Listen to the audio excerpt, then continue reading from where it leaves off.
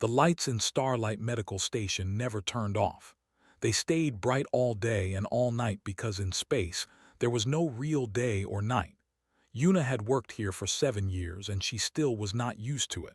Sometimes she missed the sun. Sometimes she missed the rain. But she loved her job and that was enough. Una was a nurse. She was 28 years old, not very tall, with short black hair and tired eyes. Her hands were always gentle and her voice was always calm. Patients liked her. They said she made them feel safe. She had treated hundreds of species from across the galaxy. Blue-skinned traders from the Centauri system, small furry creatures from the outer planets, tall, thin beings made of living crystal. She treated them all the same way, with care, with patience, with kindness. Today started like any other day. Una checked her schedule and saw that she had 12 patients to see. She put on her white medical coat and walked down the long silver hallway. The station was busy. Workers moved quickly. Ships arrived and departed. The sound of engines never stopped. Her first patient was a young boy from Earth. He had broken his arm while playing in the recreation area. Una talked to him softly while she fixed the bone. She gave him a small candy and told him to be more careful. He smiled and ran back to his mother. Her second patient was a Centauri diplomat. The Centauri were a wealthy species. They had 4 arms and purple skin. They thought they were better than everyone else. This diplomat was named Voss, and he was very important. He had come to the station 3 days ago with a strange illness. The medical scanners showed that he had a dangerous infection. It was not deadly, but it was very contagious. He needed to stay in quarantine for 2 weeks. Voss did not like this. "I have a meeting on my home planet in 3 days," he said. His voice was sharp and cold. "I cannot stay here for 2 weeks. You will change the medical records. You will say I am healthy." Una looked at him. She did not blink. "I cannot do that, sir." "You will do it. Do you know who I am? I am a senior diplomat of the Centauri Collective. I have more money than your entire species. I can buy this station and throw you into space." Una stayed calm. "Sir, if you leave quarantine, you will infect everyone you meet. Hundreds of people could get sick. Some might die. I will not change the records." Voss stared at her with his 4 eyes. His purple face turned darker with anger. "You will regret this, human." He pressed a button on his wrist communicator and spoke quickly in his own language. Una did not understand the words, but she understood the tone. He was making threats. He was calling someone powerful. 1 hour later, Una was called to the station administrator's office. The administrator was a human man named Director Kang. He was old, with gray hair and a thin face. He wore expensive clothes and always smelled like perfume. Una had never liked him. He cared more about money than patience. "Sit down, Una," Director Kang said. She sat. "Do you know why you are here?" "I can guess."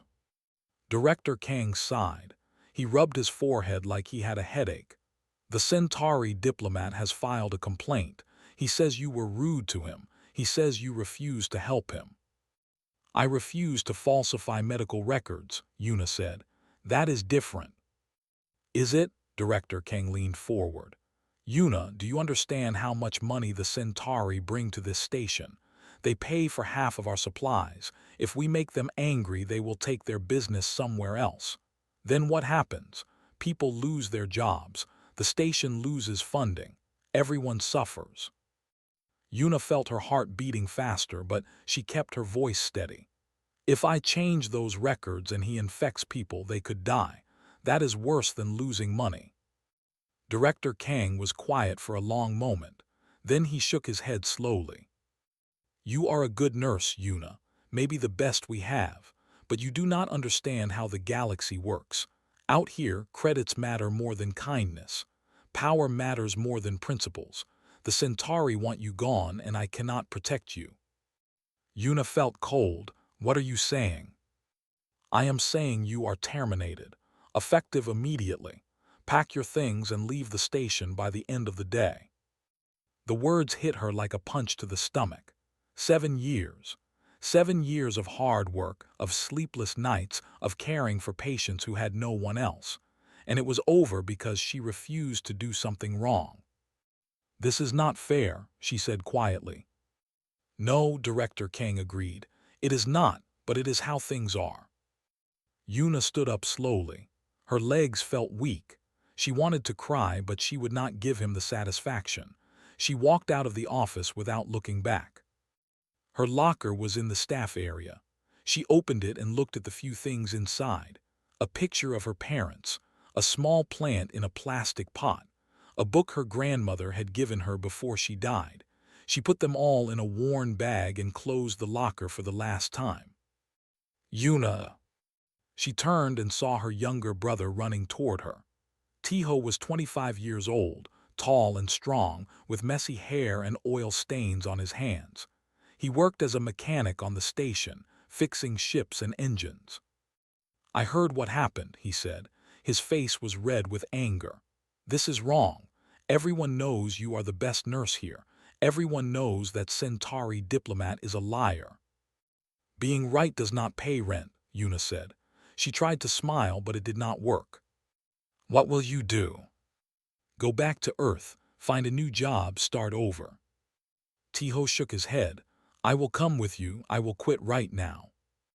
"No," Yuna put her hand on his arm. "Stay here, keep your job.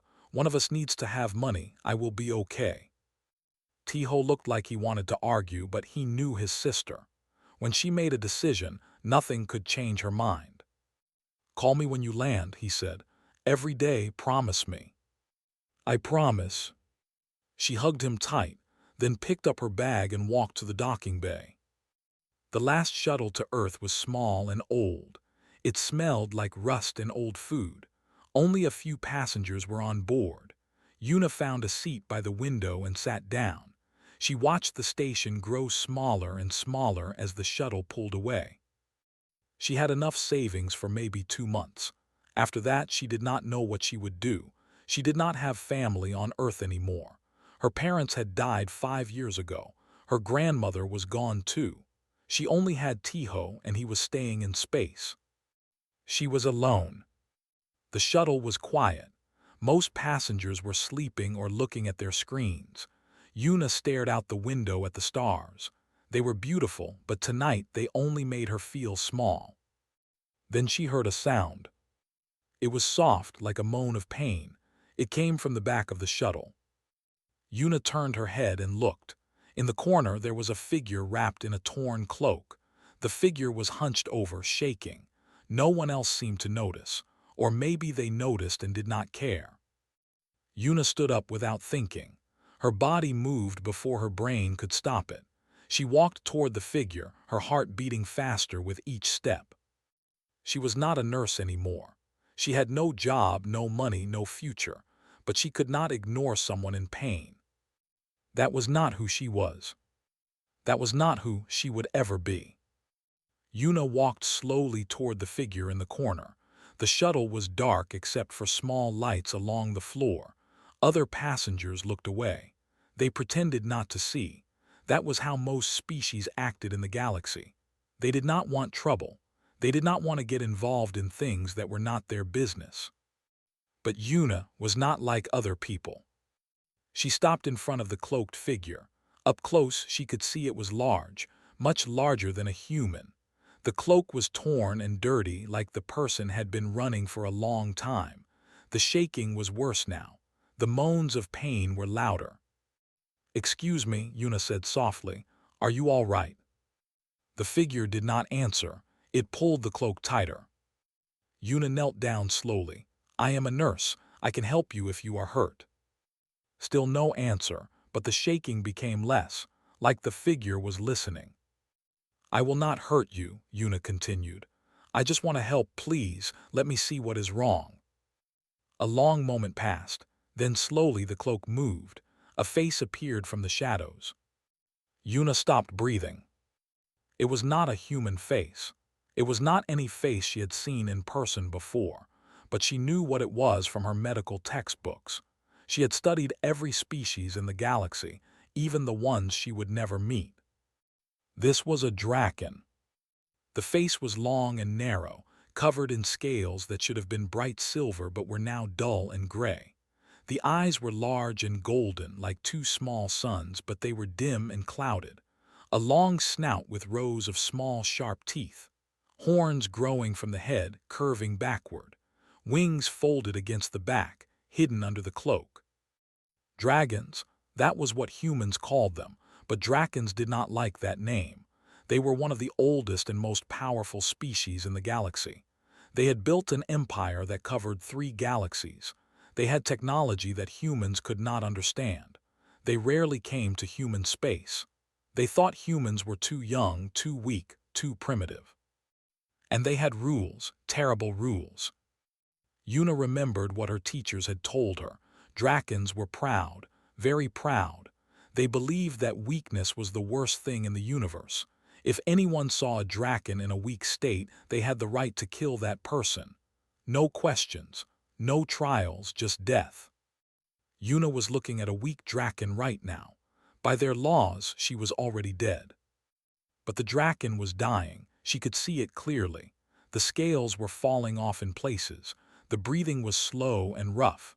The golden eyes were barely open. Poison, the Drakon whispered. The voice was young and scared. Assassins, 3 days ago. 3 days. That was a long time to survive with poison in the blood. This Drakon was strong, but even strength had limits. Una made her decision. She did not think about the Drakon laws. She did not think about her own safety. She thought only about saving a life. "I need to examine you," she said. "Is that okay?" The Drakon laughed weakly.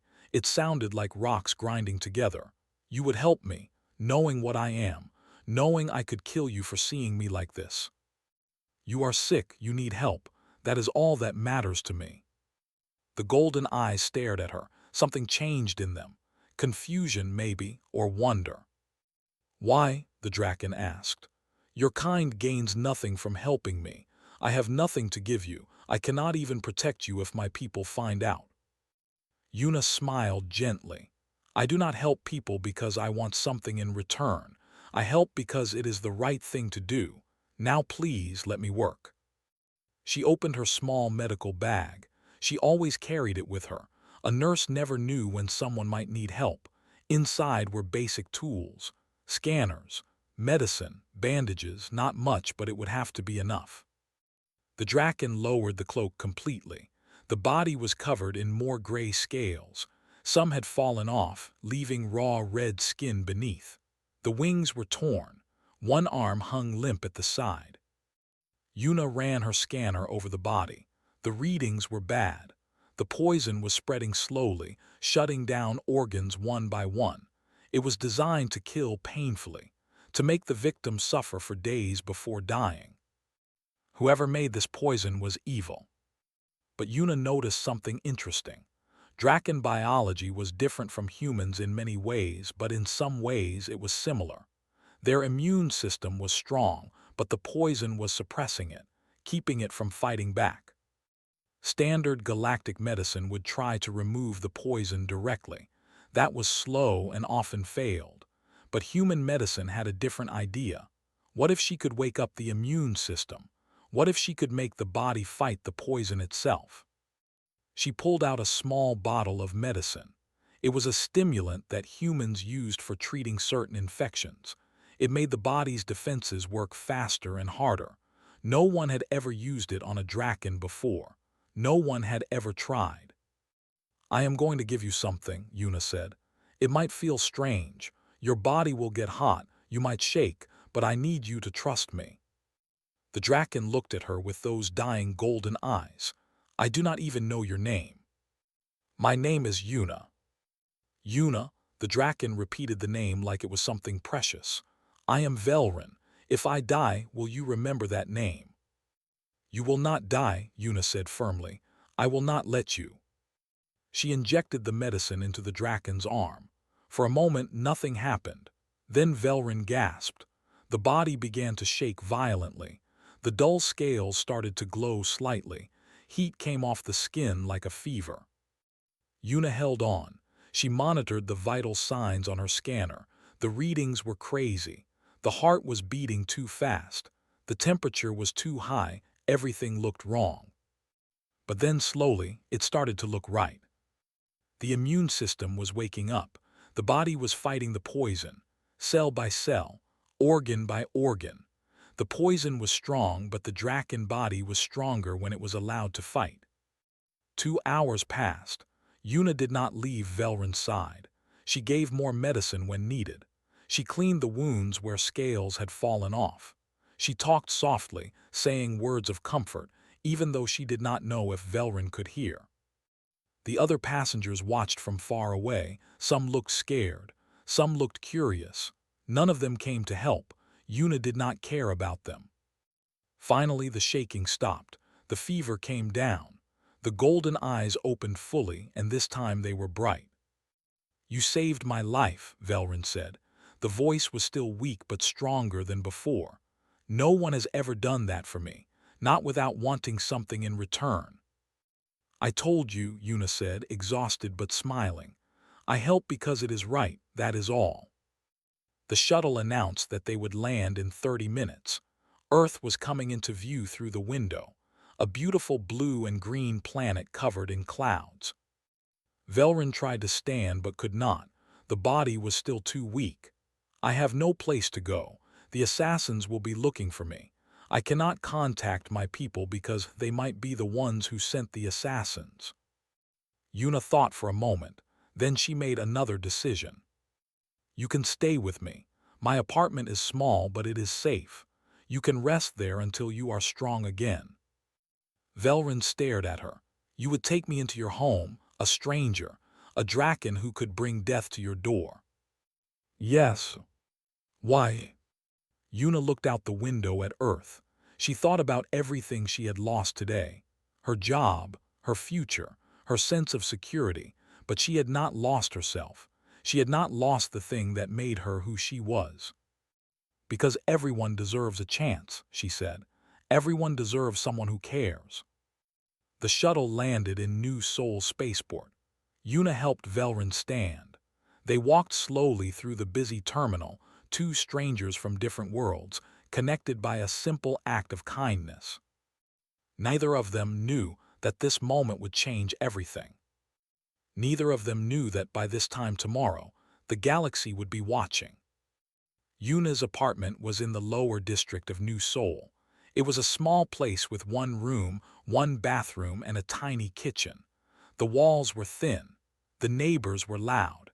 The rent was cheap because no one with money wanted to live there. But it was home. She helped Velryn through the narrow door. The Draken had to bend down to fit through. Inside, there was barely enough space for both of them. Velryn looked around at the simple furniture, the old bed, the cracked window that looked out at other buildings.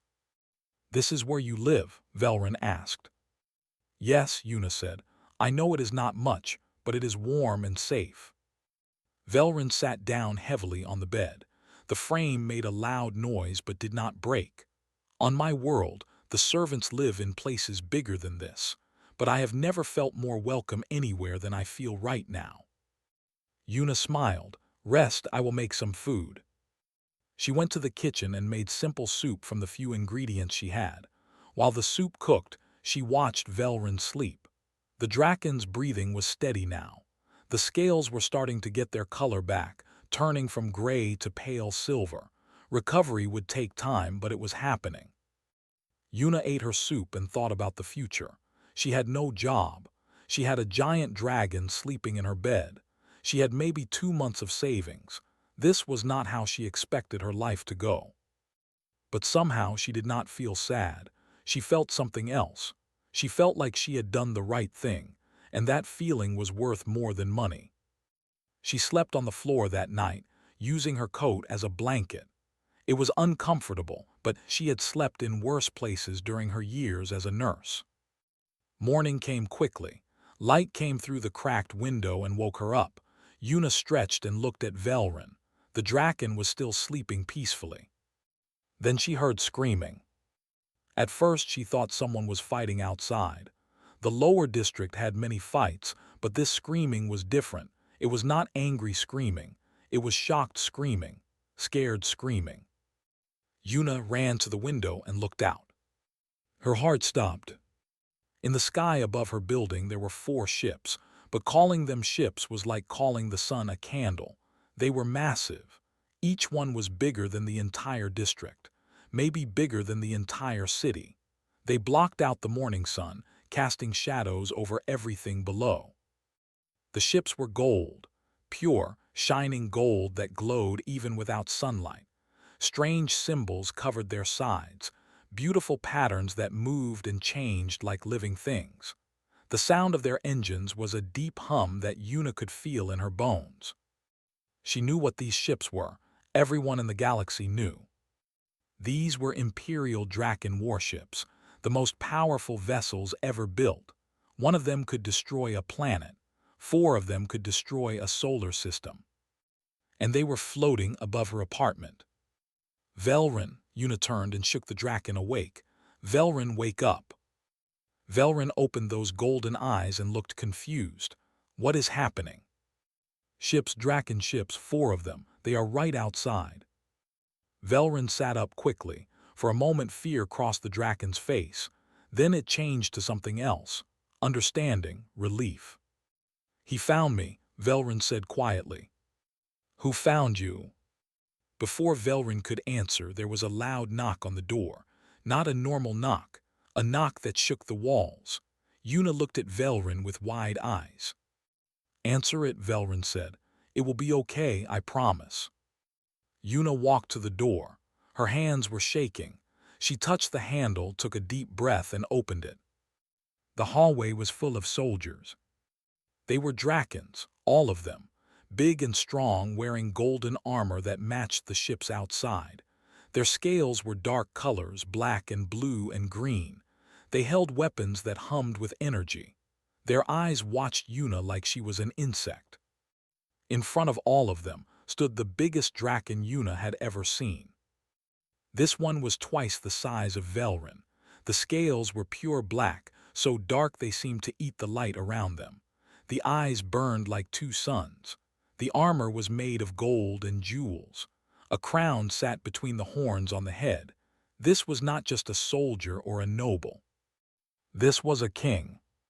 Human, the king said. His voice was like thunder. Step aside. Yuna could not move. She was frozen in place. The king pushed past her gently and entered the small apartment.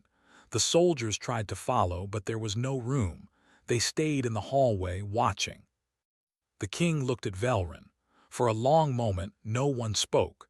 Then the king did something that made every soldier gasp. He fell to his knees and hugged Velrin. My son, the king said. The thunder voice was now soft, broken. I thought I had lost you. I searched every corner of 3 galaxies. I sent 1,000 ships to find you. Father, Velrin said, hugging back. I am sorry. The assassins came without warning. I barely escaped. I did not know who to trust. The king pulled back and looked at his son carefully. He examined the scales, the eyes, the strength returning to the body. You were dying. The reports said you were poisoned with shadow venom. No one survives that. No one. I would have died, Velrin said, but she saved me. Both Drakens looked at Yuna. She was still standing by the door, frozen, not understanding what was happening. Father, Velrin continued, this is Yuna. She is a human nurse. She found me on a shuttle dying and she saved my life. She did not know who I was. She did not want anything in return. She just helped because she wanted to help. The king stood up slowly. He was so tall that his head touched the ceiling. He walked toward Yuna, each step making the floor shake. Yuna wanted to run, but there was nowhere to go. The king stopped in front of her. Those burning eyes looked down at this small human woman in her cheap clothes in her tiny apartment. Then, to the shock of everyone watching, the king bowed. Not a small bow, a deep bow, the kind of bow that Drakens only gave to other kings. Human, the king said, I am Emperor Korin, ruler of the Draken Empire. You have saved the life of my only son. You have saved the future of my people. There are no words in any language that can express my gratitude. Yuna did not know what to say. Her brain was not working properly. The most powerful being in the known universe was bowing to her. This had to be a dream. I did not know he was a prince, she finally said. Her voice sounded small and weak. I just saw someone who needed help. Emperor Korin rose from his bow. He looked at her with an expression that was hard to read. Curiosity, maybe, or respect. That is exactly why your actions are so meaningful, he said. You helped not because of who he was, but because of who you are. In 10,000 years of my empire, I have never seen anything like this. He turned to his soldiers in the hallway. Spread the word to all ships. The human called Yuna is to be treated as an honored guest of the empire. Anyone who harms her will answer to me personally. The soldiers saluted and began speaking into their communicators. Emperor Korin turned back to Yuna. Now, human, we must discuss your reward. You have given me back my son. I will give you anything you desire. Name it and it is yours. Money, power, land, ships. Anything in 3 galaxies can be yours. Yuna blinked. Her mouth opened, but no words came out. Velrin laughed softly. Father, I think you have broken her. Yuna shook her head. I do not want anything. I just did what any person should do. Emperor Korin smiled. It was a strange thing to see on a dragon's face. Yes, he said. That is what my son told me you would say, and that is precisely why you deserve everything. Outside, the 4 golden ships hummed. Inside the tiny apartment, a human and 2 dragons began a conversation that would change the galaxy forever. The small apartment was very crowded now. Emperor Korin stood in the middle, his head touching the ceiling. Prince Velrin sat on the bed, still recovering but getting stronger every minute. Yuna stood near the window, trying to process everything that was happening. Outside, thousands of people had gathered in the streets below. They pointed at the golden ships in the sky. They took pictures. They talked in excited voices. News reporters were everywhere trying to get information. The whole world was watching. We cannot stay here, Emperor Korin said. This place is not secure. You will come with us to our flagship. We can talk properly there. Yuna shook her head. I cannot just leave. I need to contact my brother. He will worry about me. Your brother? Tiho? He works on Starlight Medical Station. He is all the family I have left. Emperor Korin made a small gesture. One of the soldiers in the hallway stepped forward and bowed. Captain Minyu, the Emperor said, send a ship to Starlight Medical Station. Bring this woman's brother here safely. Tell the station administrators that this is a direct order from the Draken Empire. Captain Minyu saluted. It will be done, Your Majesty. He disappeared down the hallway, speaking rapidly into his communicator. Yuna watched this happen with wide eyes. The Emperor had just sent a warship to pick up her brother like it was nothing, like sending a taxi. Now, the Emperor said, will you come with us? Yuna looked at Velrin. The young prince nodded gently, encouraging her. Okay, she said, I will come. They walked out of the apartment building. The streets were chaos. People screamed when they saw the Emperor. Some ran away in fear. Others tried to get closer, wanting to see the famous Drakens. Soldiers formed a circle around Yuna and the royals, keeping everyone back. A beam of light came down from one of the ships. Emperor Korin, Velrin, and Yuna stepped into the light. Yuna felt a strange pulling sensation, and then suddenly she was somewhere else. She was inside the ship. If the outside of the ship was impressive, the inside was beyond words. The floors were made of crystal that showed images of distant stars. The walls were alive with moving patterns of light. Everything was gold and silver and colors that Yuna could not name. It was like standing inside a dream. Welcome to the Golden Flame, Velrin said proudly. This is my father's personal ship, the finest vessel in the galaxy.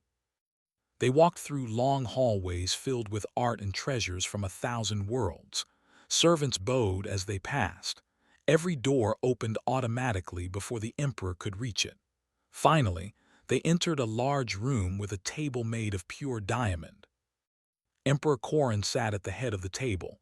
Velrin sat to his right. Yuna was given the seat to his left, the place of honor. Servants brought food and drinks from across the galaxy. Yuna did not recognize any of it, but it smelled wonderful. A door opened and a female Draken entered. Her scales were deep blue and her eyes were cold. She wore robes of silk and jewels. She looked at Yuna with obvious disgust. "Father," she said to the Emperor, "is this truly necessary? Bringing a human onto the flagship, treating her like royalty." "Lady Sara," Emperor Korin said calmly, "this human saved your prince's life. Show respect." Lady Sara was the Emperor's advisor. She had served the royal family for hundreds of years. She was smart and powerful, but she did not like humans. She thought they were weak and primitive. "All humans want something," Lady Sora said, sitting down. "Money, power, status. They are simple creatures with simple desires. Just ask her what she wants and send her away." Yuna felt anger rise in her chest. She did not like being talked about like she was not in the room. "I already told you," Yuna said. "I do not want anything." Lady Sora laughed. It was not a kind laugh. "Impossible, everyone wants something. You are just playing games, hopping to get more by pretending to want less. I have seen this trick before." Velrin stood up sharply. "Enough! This woman risked her life to save me. She knew what I was. She knew our laws say she could be killed for seeing me weak. She helped anyway. Do not insult her." Lady Sara looked surprised. Velrin had never spoken to her like that before. Emperor Korin raised his hand for silence. Everyone went quiet. "Lady Sara," he said, "I understand your concerns. Humans are new to the galactic stage. They have been in space for only a few hundred years. Our empire is 10,000 years old. It is easy to look down on them." He paused. "But I have lived long enough to know that age does not equal wisdom, and strength does not equal worth." He looked at Yuna with those burning eyes. "In all my years, I have never seen someone act without thought of reward. Every species, every person always wants something. It is the way of the universe. But this human, she wanted nothing. She helped because helping was the right thing to do." Lady Sara opened her mouth to argue, but stopped. She had never seen the Emperor look at anyone this way. "Your scholars call humans weak," Emperor Korin continued. "They have short lives, small bodies, no natural weapons, but perhaps we have been measuring the wrong things. This human has something we do not have, something we have forgotten." "What is that?" Velrin asked. "Kindness without calculation, bravery without benefit.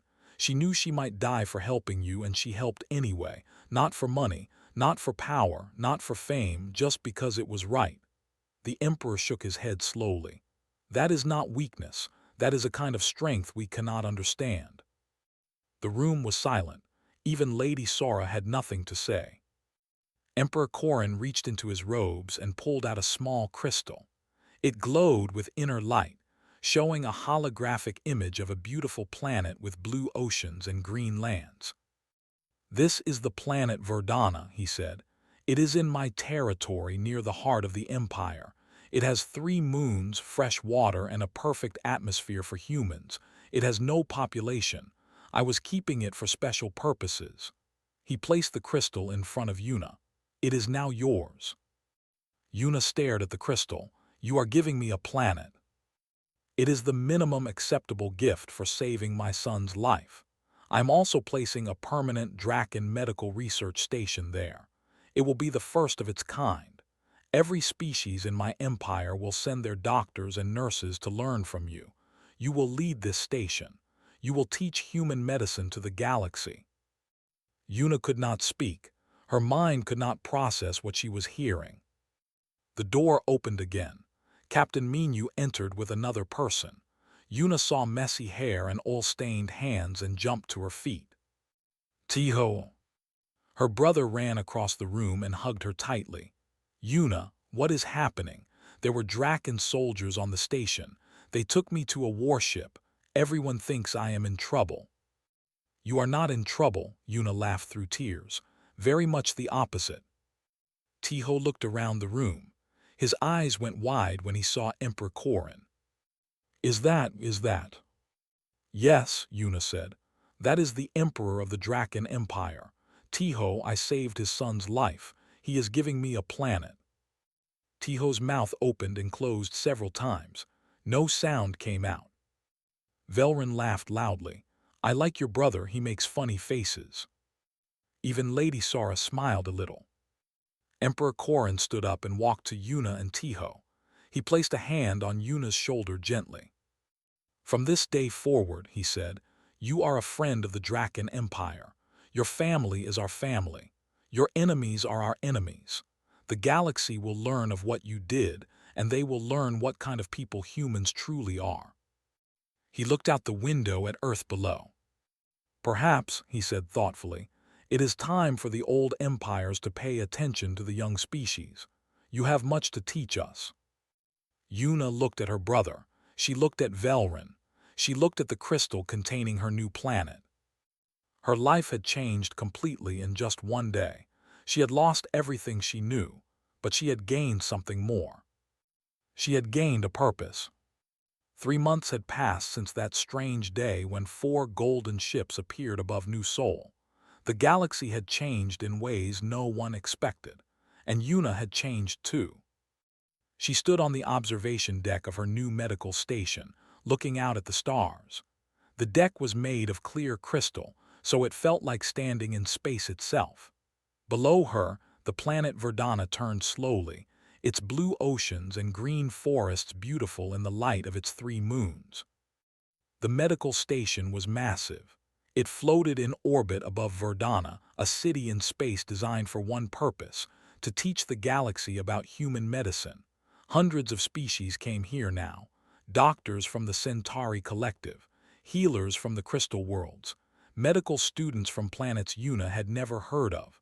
They all wanted to learn. The story of the human nurse who saved the Draken Prince had spread to every corner of the galaxy. News channels talked about it constantly. Scholars wrote papers about it. Children heard it as a bedtime story. A small, fragile human had done what no one thought possible. She had shown kindness to a stranger and changed everything. Yuna still did not fully understand why her actions were so shocking to others. On Earth, helping people was normal. Parents taught their children to be kind. Neighbors helped neighbors. Strangers helped strangers. It was just what people did. But in the galaxy, things were different. Every species thought of themselves first. They made deals and trades. They helped others only when they could get something in return. The idea of helping someone for free, with no expectation of reward, was strange to them, almost impossible to understand. Until Yuna showed them. The door behind her opened. Velrin walked in, his silver scales now bright and healthy. He had fully recovered from the poison. His father wanted him to return to the capital and begin his royal duties, but Velrin asked to stay on the station for a while. He said he was learning important things. Yuna suspected he just did not want to go back to palace life. "The new students have arrived," Velrin said, standing beside her. 200 of them, from 15 different species. "That is good," Yuna said. "The more we teach, the more the galaxy learns." Velrin was quiet for a moment. Then he said, "My father was right about you, you know." "What do you mean?" "He said you are dangerous." Velrin smiled when he saw Yuna's confused face. "Not dangerous like a weapon, dangerous like an idea. You make people think differently. You make them want to be better." Yuna shook her head. "I am just a nurse. I do not make anyone do anything." "That is exactly why you are so powerful. You do not force change, you inspire it." Velrin looked out at the stars. "Already, I have heard reports from across the Empire. A Centauri merchant helped a stranded ship without asking for payment. A group of crystal beings saved a village on a planet they were just visiting. When asked why they did it, they all said the same thing. They said they were inspired by the human nurse." Yuna felt her cheeks get warm.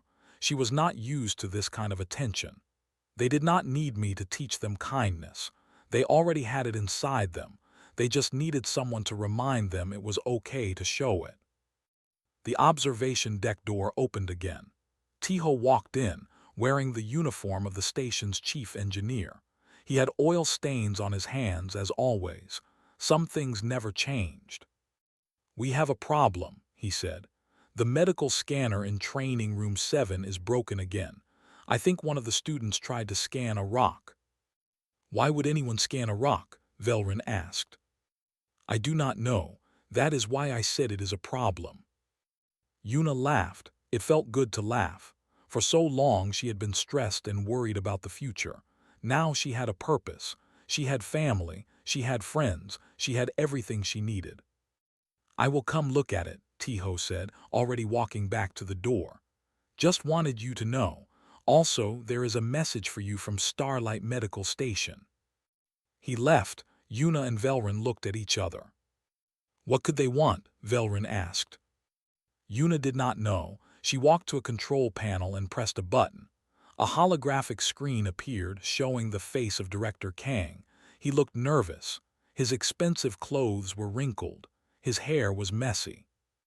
"Miss Yuna," Director Kang said, his voice shaking slightly, "I hope this message finds you well. I am contacting you because, well, there have been some developments regarding your previous employment at this station." Yuna listened silently. She had nothing to say to this man. "The Centauri diplomat Voss has come forward. He admitted that he lied about you. He admitted that he tried to make you falsify medical records. The station board has decided that your termination was wrong. We would like to offer you your job back, with a promotion and a significant raise." Director Kang paused, looking even more nervous. "Please, Miss Yuna, the Draken Empire has made it clear that they are concerned about how this station treated you. We want to make things right. Please come back." The message ended. The screen went dark. Velrin snorted. "So now they want you back, after everything they did, after throwing you away like garbage. Now that you are famous and powerful, suddenly they are sorry." Yuna thought about it for a long moment. 3 months ago, she would have been happy to get her job back. That job was her whole life. But now she understood something important. "I am not angry at them," she said finally. Director Kang was scared. He was trying to protect his station and his workers. He made a bad choice, but he is not an evil person, just a weak one. "That is very kind of you," Velrin said. "Too kind, maybe." "Kindness is never too much." Yuna turned off the screen. "But I will not go back. My place is here now. I have work to do." She walked toward the exit, then stopped and turned back. "Send a message to the station. Tell them thank you for the offer. Tell them I hope they learned something from all of this. And tell them to be better." Velrin nodded. "I will." Yuna left the observation deck and walked through the station. Everywhere she went, people bowed or smiled or waved. Students from a dozen species stopped to ask her questions. Doctors shared stories about their home planets. Engineers showed her new inventions they were working on. The station was alive with activity and hope. All of it started because one woman decided to help a stranger on a shuttle. She reached the main hospital wing. Patients were being treated by mixed teams of human and alien doctors. The sound of voices filled the air. Languages from across the galaxy mixed together, but everyone was learning to understand each other. This was what the galaxy could be, not divided by species and empire, not ruled by fear and greed, but united by kindness and care.